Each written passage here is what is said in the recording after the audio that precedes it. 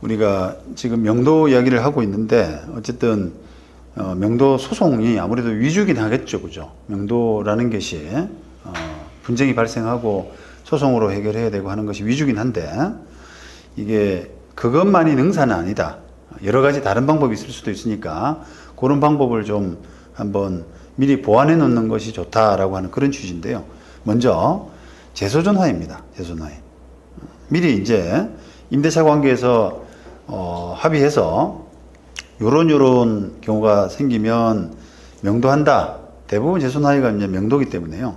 명도한다라고 하는 그런 부분을 이제 판사 앞에서 절차를 밟는 그런 경우입니다. 대부분 이제 외국에서는 이런 절차가 공증이라고 하는 방법, 판사가 아니라 변호사 공증이라고 하는 그런 절차로서 이루어지는데 우리는 아직까지는 이게 판사의 개입이 필요하다고 보고 공증인에게 권한을 주지 않고 기본적으로는 법원이 일 처리를 하고 있습니다. 재소나의 신청 사건으로 봐서 신청 사건의 한 영역으로 재소나를 판사가 담당을 하고 있죠.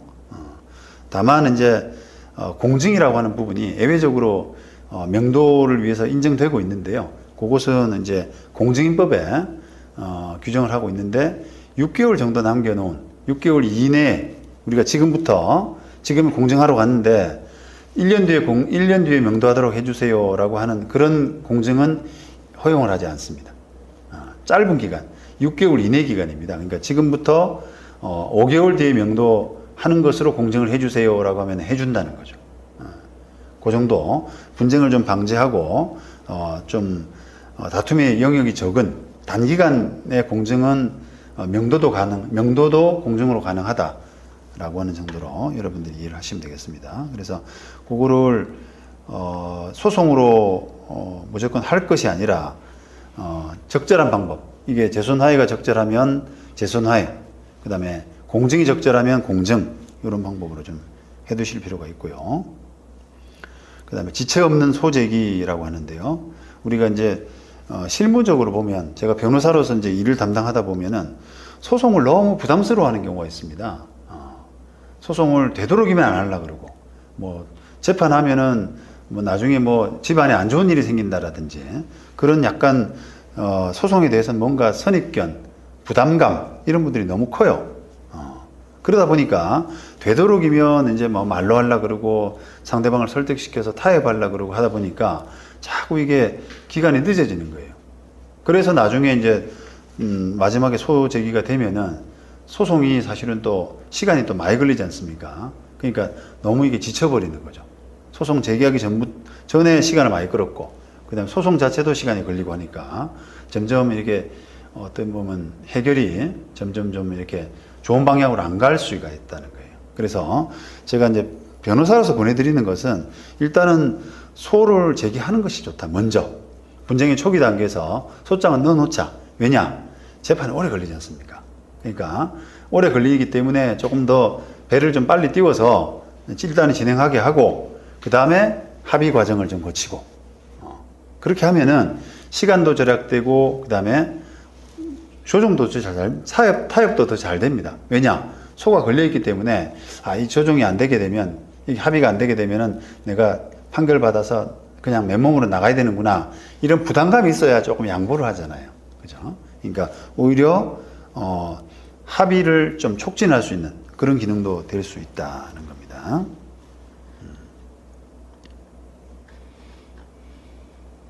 그 다음에 손해배상이 될 수 있다. 당신한테 이 명도가 지체되면은 손해배상이 부담될 수 있으니까 명도를 빨리 해라 라고 하는 부분을 좀 분명히 할 필요가 있는 이게 이제 우리가 그 명도소송 하는 것이 한쪽은 명도를 좀 빨리 받으려고 그러고 다른 쪽은 무조건 질질질 끌려고 하고 하는 건데 어떻게 보면 대부분 다 돈 때문에 그런 거 아니겠습니까? 조금 더 영업하면서 더 버티고 하는 것이 경제적으로 자기한테 도움이 된다라고 하는 부분 때문에 그런 건데 만약에 이게 재판을 끌고 이제 소송 기간 도중에 어떤 막대한 손해배상이 부담이 된다라고 하게 되면은 사실은 부담이 돼가지고 그 손해배상이 부담이 돼서 명도를 명도를 안 해줄 수가 없습니다. 명도를. 대표적인 경우가 이런 거죠. 이게 임대차 이제 관계에서 임대차가 다 끝나서 이제 나가야 되는데 지금 나갈 걸로 생각을 하고 이 사람이 다른 사람한테 팔았어요. 이 상가를 팔았는데 그 언제까지 이제 명도해 주기로 이렇게 약속을 했단 말이죠. 그래서